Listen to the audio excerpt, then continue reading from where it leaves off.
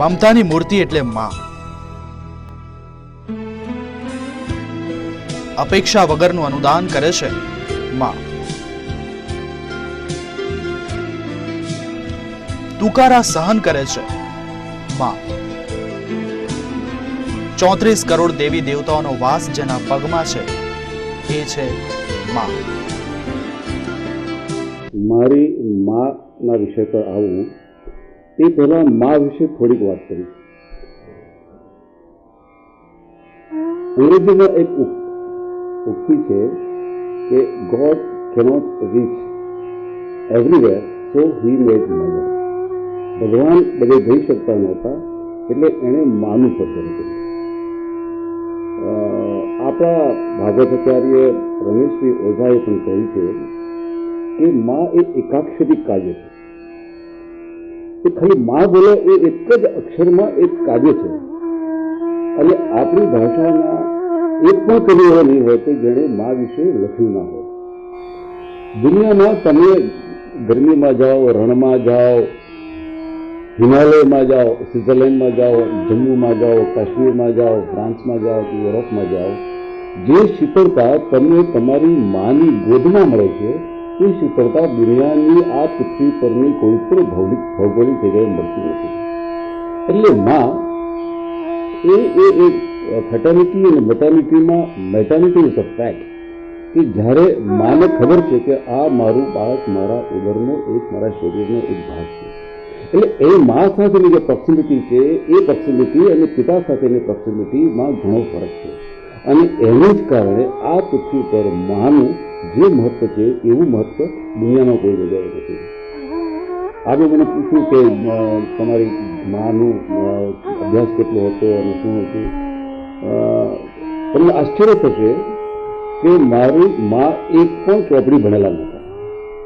કારણ કે હું એક સાબરકાંઠાના એવા વિસ્તારમાંથી આવું છું કે મારી માનો જન્મ આઝાદી પૂર્વે બાયડમાં એટલે સાબરકાંઠાના એક ગામમાં થયો છે. એ વખતે આ દેશમાં આઝાદી નહોતી. એ જમાનામાં ગામડામાં સ્કૂલો નહોતી. એ જમાનામાં ગામડામાં ઇલેક્ટ્રિસિટી નહોતી. એ જમાનામાં ગામડામાં ટેલિફોનની સગવડો નહોતી, બસની સગવડો નહોતી. અને એવા નાનકડા ગામમાં મારી મા જન્મ હતી જ્યાં કોઈ સ્કૂલ જ નહોતી. એટલે તો ભણ્યા જ નહોતા. અને મારા માના મા અને મારા માના પિતા અને એમના દાદાઓ અમે લોકો ખેતીવાડી કરતા હતા અમારા પૂર્વજો. એટલે એમને ભણવાની તો કોઈ તક મળી જ નહોતી.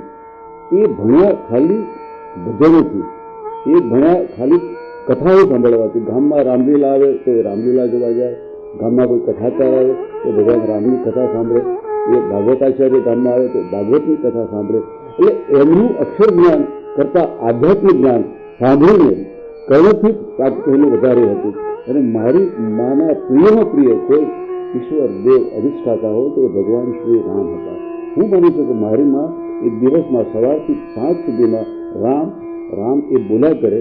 અને એ જો ન બોલે તો જાણે એમનો દિવસ જ અધૂરો રહે.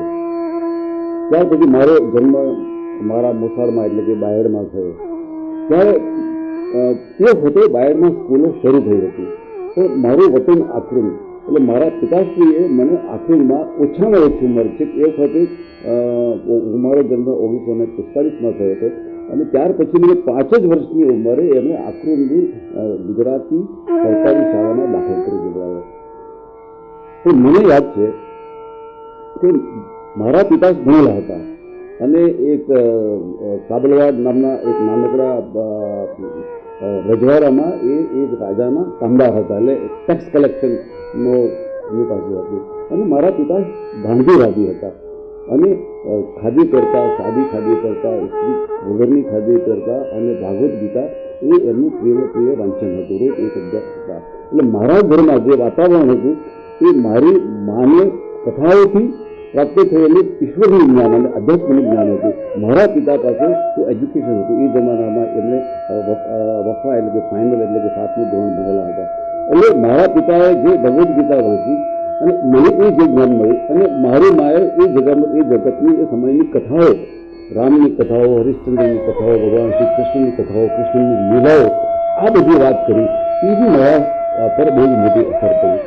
મને ખબર છે કે હું જ્યારે સૌથી પહેલાં ગુજરાત સમાચારમાં જોડાયો ત્યારે મારી મા એ સૌથી હેપીએસ્ટ પર્સન હતા આ પૃથ્વી પરના, કે ચલો એમ કે મારો છોકરો હવે અખબારમાં કામ કરશે, એમાં લખશે. એ હમણાં થોડા જ વર્ષ પહેલાં એમનું અવસાન થયું.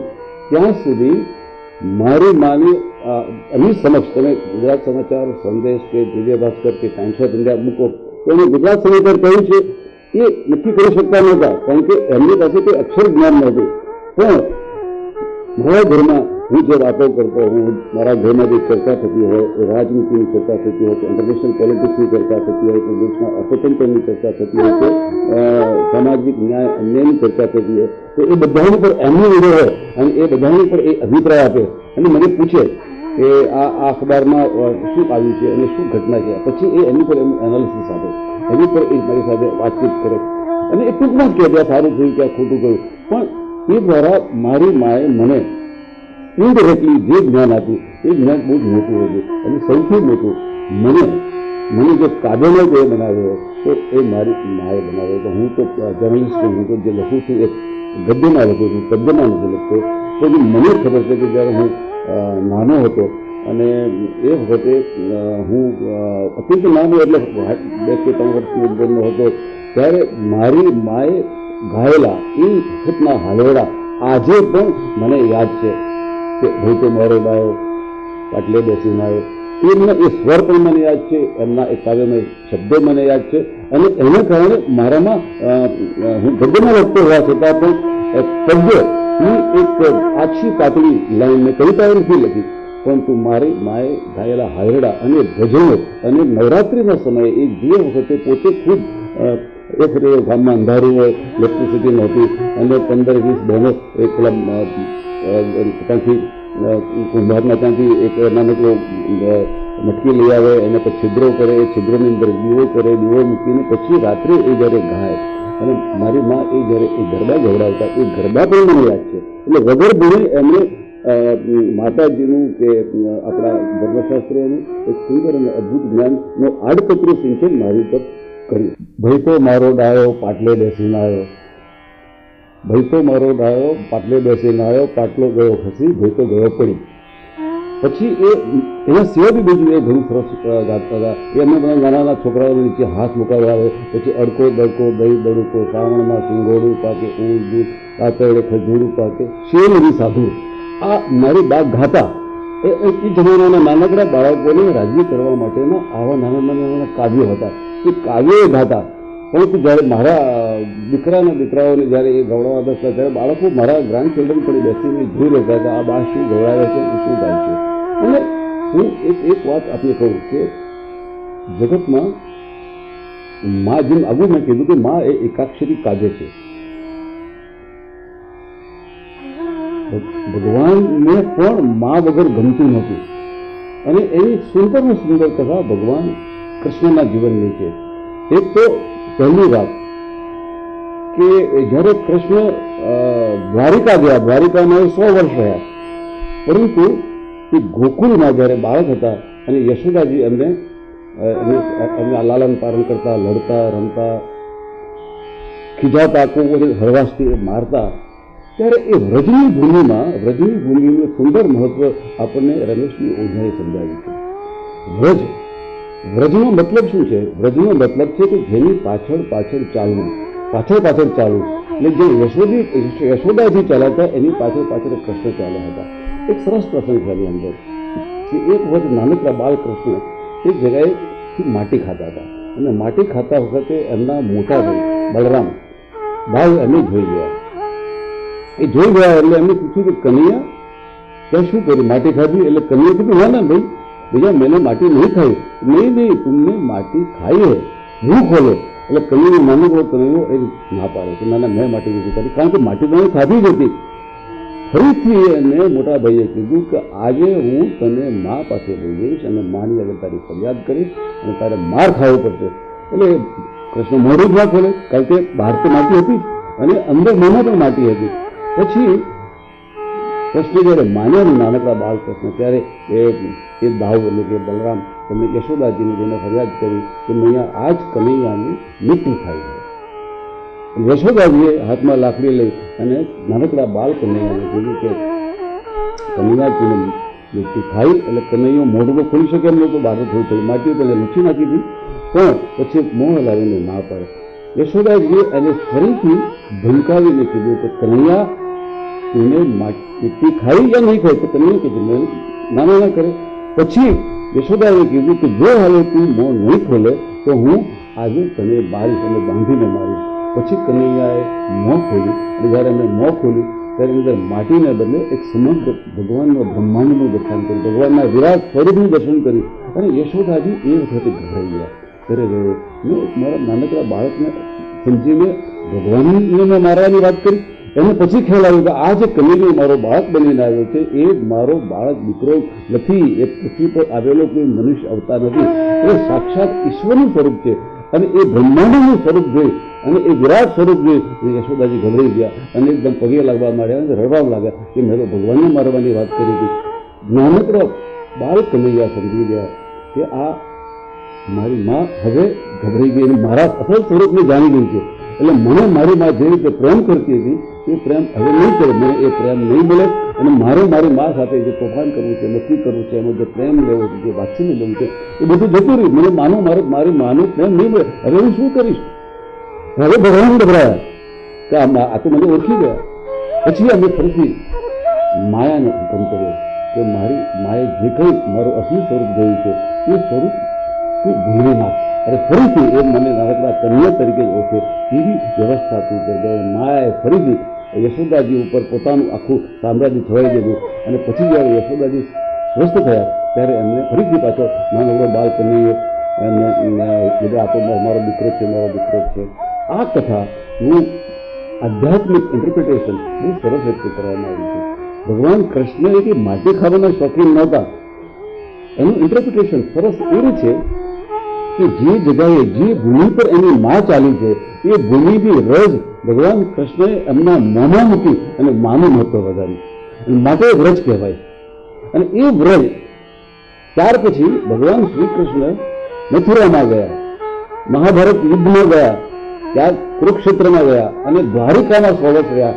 અને એ કોઈ ભૂમિની રજ એમને મોંમાં મૂકી નથી, ખાલી વ્રજની રજ મોંમાં મૂકી. કારણ કે એ વ્રજની ભૂમિમાં, એ ગોકુળની ભૂમિમાં ભગવાન કૃષ્ણ ચાલ્યા હતા, એની આગળ એની માં ચાલ્યા હતા અને એ રજને મોંમાં મૂકીને એમને માનું મહત્વ સમજાવ્યું છે. અને આ હવે શું બીજો પણ પ્રસંગ છે કે દ્વારિકામાં એ ભગવાન કૃષ્ણ જ્યારે એમના પોતાના મહેલમાં રહેતા હતા અને એમના મુખ્ય પટરાણી રૂકમણીજી એમને બહુ જ ખ્યાલ રાખતા હતા. એ રૂકમણીજી કોઈ વાર કેટલી ઘણી બધી વખત સવારે ઉઠીને પેલું ઓશિકું તપાસે અને ઓશિકું ધીનું હોય, ઓશિકું ધીનું હોય ત્યારે રૂકમણીજીને ખ્યાલ આવી જાય કે આજે મારા પતિને એટલે કે ભગવાન શ્રી કૃષ્ણને એમની માં યાદ આવી ગયા, યશોદા યાદ આવી ગયા. એટલે ભગવાન કૃષ્ણ પણ ગોકુળ છોડ્યા પછી, દ્વારિકાના આવ્યા પછી રાત્રે એમની માની યાદ કરીને રડ્યા છે. એટલા જ માટે કહેવાય છે કે 3 ભુવનનો નાશ પણ મા વિના નાશ. મને બરાબર યાદ છે કે હું જ્યારે નાનો હતો ત્યારે મને બહુ ઓછી ઉંમરે સ્કૂલમાં મૂકવામાં આવ્યો હતો. કારણ કે મારા પિતા એક એજ્યુકેશનિસ્ટ હતા, એમણે પછી તો સ્કૂલો પણ શરૂ કરી હતી, એટલે સાર્વજનિક સ્કૂલોમાં પણ ભાગ લેતા હતા. અને એમના મનમાં એક ડેફિનેટ ખ્યાલ હતો કે મારું સંતાન, કારણ કે હું મારા માતા પિતાનો એક જ પુત્ર હતો, મારે કોઈ ભાઈ કે બહેન નહોતા. એટલે મારા પિતાશ્રી ભણાવવાના ચુસ્ત બહુ જ આગ્રહી હતા કે મારે સ્કૂલમાં જવું જોઈએ, સ્કૂલને બરાબર અટેન્ડ કરવી જોઈએ અને સ્કૂલમાંથી ઘેર આવીને મારે હોમવર્ક કરવું જોઈએ. મારી માં મારા પિતાને ફોલો કરનારા હતા કે એ ભલે એ નહોતા બનેલા પણ એ પોતે પણ ઈચ્છતા હતા કે મારે સ્કૂલમાં જવું જોઈએ. એ બહુ નાની ઉંમરને કારણે એક દિવસે મેં હક પકડી, મારા પિતાશ્રી બહારગામ ગયા હતા, એટલે મેં ઘરમાં કહ્યું કે મારે આજે સ્કૂલમાં નથી જવું. એટલે મારી માએ લાકડી લઈને મને કીધું કે તારે આજે સ્કૂલમાં જવું જ પડશે. એમ કરીને મને મૂકવા રસ્તામાં હું રડવા માંડ્યો ત્યારે મારે માએ મને એમ કીધું કે રડે બે કરે તો આજે તારે સ્કૂલમાં જવું પડશે. એટલે મેં બહાનું કર્યું કે મારે પાણી પીવું છે, કે તારે પાણી પણ નહીં મળે અને પાણી નહીં પીવાનું, પાણી પીધા વગર તું સ્કૂલમાં જા અને પાણીનો લોટો હું તને સ્કૂલમાં મોકલાવીશ. અને મારા કાકા બબુ કાકા હતા કે કાકાને પાણીનો લોટો લઈને એમને સ્કૂલમાં મોકલ્યા હતા. અને સ્કૂલમાં જવું એ કમ્પલસરી છે, એ જરૂરી છે, એ મારી માએ મને એ વખતે શીખવ્યું. એ સિવાય મારી માએ મને કદી હાથ નથી, કદી મને મારે નથી. એમને મારા માટેનો પ્રેમ જ એટલો હતો કે એ હું આપણે કહું કે મારી મા એકદમ ભોળા હતા અને માના બધા જ ભોળપણ એ બધું જ મારા ઉતર્યું છે. મારો ફિઝિકલ બાંધો ચહેરો અને સ્વભાવ આ બધું મારી માની ભેટ છે. અને હું જે કંઈ લખું છું કે જે કંઈ હું વિચારી શકું છું, જે કોઈ હું નિર્ણય લઉં છું એ મારા પિતાની ભેટ છે. એટલે મારા પિતાશ્રીએ મને અનેક વખત માર્યું અને તો નાનું બોલવા માર્યું છે. અને એક જ વસ્તુ માટે કે મને ગણિતના દાખલા અને આંખ બોલાવે અને આંખ મને આવડે નહીં. ગણિત મારું અત્યંત કાચું.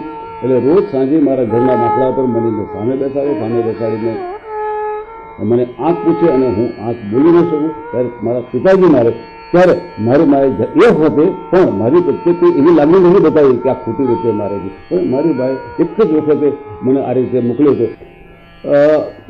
આ એક બહુ સમજવા જેવી વાત છે કે જ્યારે મારી માં સામાન્ય રીતે હું તો છેલ્લા 45-50 વર્ષથી અમદાવાદમાં રહું છું. ભણ્યો સુધી અમદાવાદમાં, ત્યાર પછી તો મારું એજ્યુકેશન અમદાવાદમાં થયું, કલા શ્રેયસમાં થયું, જગતમાં થયું. અને ત્યાર પછી હું જર્નલિઝમ આવ્યા પછી મારા જીવનનો મોટાભાગનો સમય અમદાવાદમાં પસાર થયો.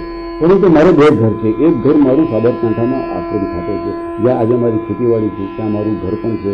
એટલે મારી મા સામાન્ય રીતે આખું એમના પોતાના ઓરિજિનલ જ્યાં વર્ષો સુધી ત્યાં રહેવાનું પસંદ કરતા. પણ જ્યારે છેલ્લા 3 વર્ષથી એમની તબિયત મને લાગ્યું કે હવે બા તમારાથી જાતે રસોઈ નહીં બનાવી શકાય, તમે જાતે કામ કરી શકતા નથી. એટલે એમને પેલું ગ્રામ્ય વાતાવરણ જોઈતું હતું. પણ હું છેલ્લા 3 વર્ષથી હું એમને અમદાવાદ લઈ આવ્યો હતો અને અમદાવાદમાં મારી સાથે સેટેલાઇટમાં રહેતા હતા. અને મને યાદ છે કે હમણાં 3-4 વર્ષ પહેલાં, થોડા સમય પહેલાં બા બીમાર પડ્યા. બા જ્યારે બીમાર પડ્યા ત્યારે મેં એમને ડૉક્ટરને બોલાવીને એમને કીધું, કારણ કે એમની શરદી અને એ બધું થયું. એટલે મેં એમને ડૉક્ટરને બોલાવીને કીધું કે એની તપાસ કરતો શિવાસ હોવાય એની કીધું કે વાંધો નથી. પરંતુ એમણે મને એકદમ અચાનક મને કીધું કે ભાઈ આ છોકરાઓને સાચવજો. હું ડરી ગયો. મેં કીધું આવું તમે કેમ કરો? આવી ઘણી ગાડી વાતો તમે નહીં કરો. પણ એ એમને ખબર હતી કે હવે મારો જવાનો સમય આવ્યો. મેં તો તમને સામાન્ય શરદી છે, તાવ છે, ડૉક્ટરને બોલાવ્યા છે, તમને એન્ટીબાયોટિક્સ આપશે એટલે તમને શરદીનો તાવ મટી જશે.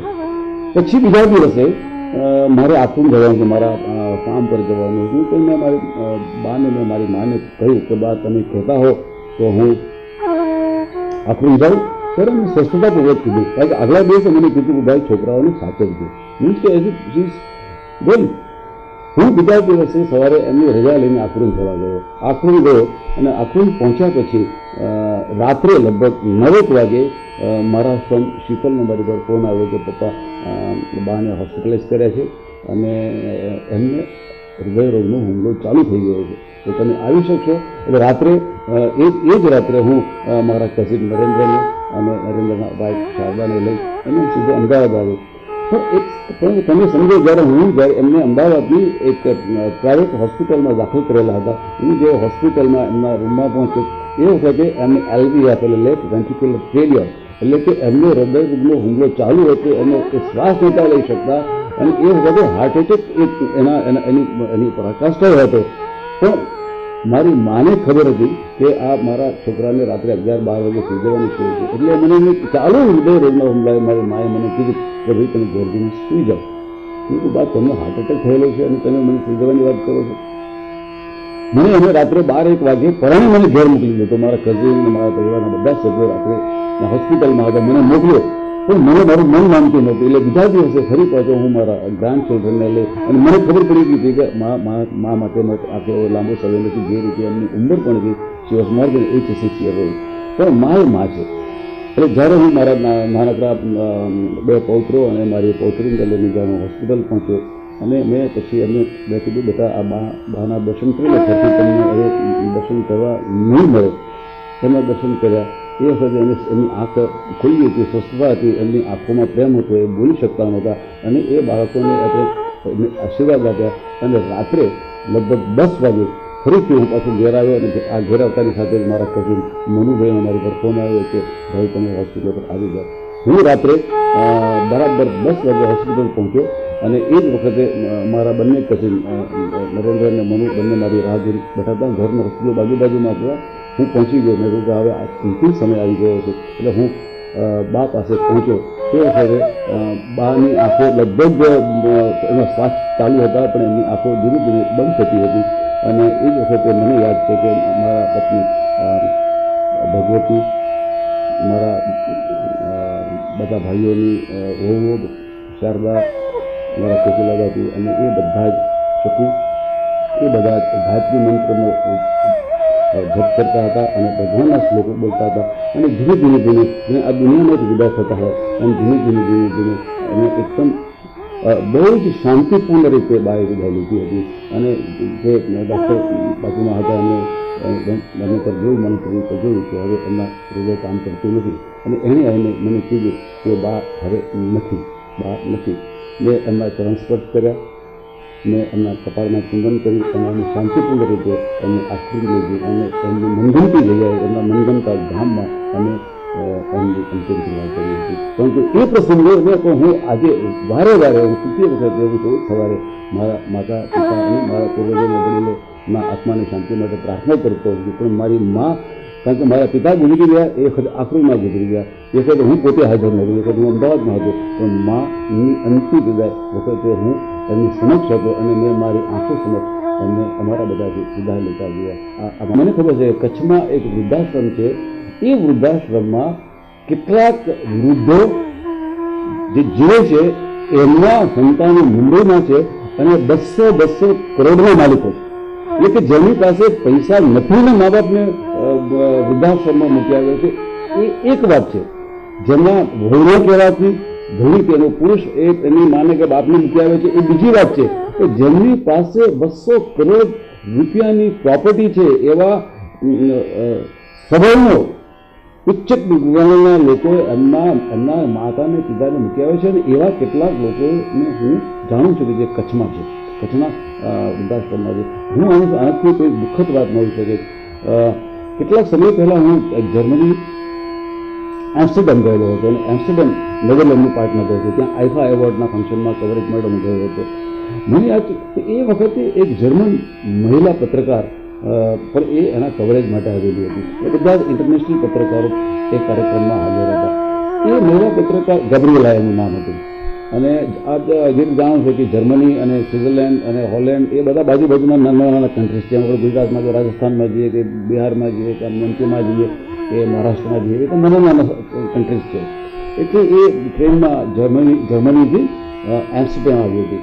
મેં એને પૂછ્યું, મેં કહ્યું કે ગેબ્રિએલા, તું એક જર્મન લેડી છે, તું જર્મન ભાષા જાણે છે, આ અમારી જે ફિલ્મો છે તે હિન્દી ફિલ્મો છે અને આ આઈફાનું જે ફંક્શન છે તે હિન્દી ફિલ્મોનું ફંક્શન છે.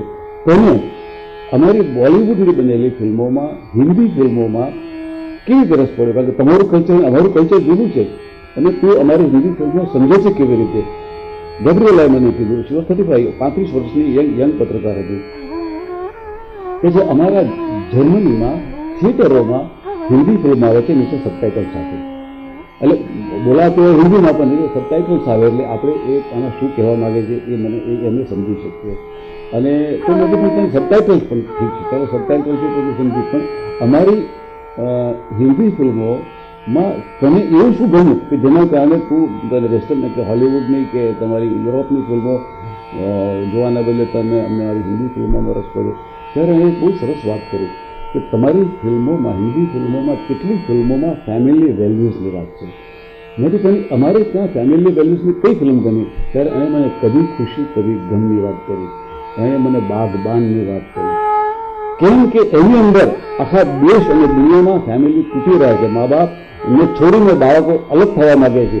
ત્યારે આ ભારતમાં બોલિવૂડમાં કેટલીક બનેલી ફિલ્મો એ ફેમિલીને જોડવાની વાત કરે છે, મા બાપને સાથે રાખવાની વાત કરે છે. જ્યારે એના અસલ છોકરાઓ કે એના સંતાનો જ્યારે એનાથી દૂર થઈ જાય છે ત્યારે એમનો પાલ્ય પુત્ર કે એડોપ્ટ કરેલો છે એના મા બાપની કાળજી લઈ અને મા બાપને એક એમની ઘડપણમાં એમને ટેકો બનીને બેઠે છે. આ એક ફેમિલી વેલ્યુની વાત છે. અને જર્મન મહિલા પત્રકારે મને કીધું કે મેં આ ફિલ્મો જોઈ છે અને આટલા જ માટે મને હિન્દી ફિલ્મો ગમે છે. એટલે હું આ કવરેજ માટે હું સ્પેશિયલી જર્મનીથી એમ્સ્ટરડેમ આવી છું. ત્યારે મને ખ્યાલ આવ્યો કે જ્યારે બાળકો પોતાના મા બાપને ત્યજી દે અને મા બાપને જો વૃદ્ધાશ્રમમાં મોકલી આપે છે, ત્યારે એક જર્મનીની મહિલા પત્રકાર ફેમિલી વેલ્યુઝના કારણે હિન્દી ફિલ્મો જોવાનો શોખ ધરાવે છે, તો એનું પેશનેટ ધરાવે છે, એને જોવા માટે એની અભિલાષા સાથે એ હિન્દી ફિલ્મો જુએ છે. હું માનું છું કે આપણે આપણા હિન્દુસ્તાનના યુવક યુવતીઓએ પેલી જર્મનીની ગેબ્રિએલા પાસે શીખવા જેવું છે કે ફેમિલી શું છે, મા શું છે અને બાપ શું છે. મમતાની મૂર્તિ એટલે માં. અપેક્ષા વગરનું અનુદાન કરે છે માં. તુકારા સહન કરે છે માં. 34 કરોડ દેવી દેવતાઓનો વાસ જેના પગમાં છે એ છે માં.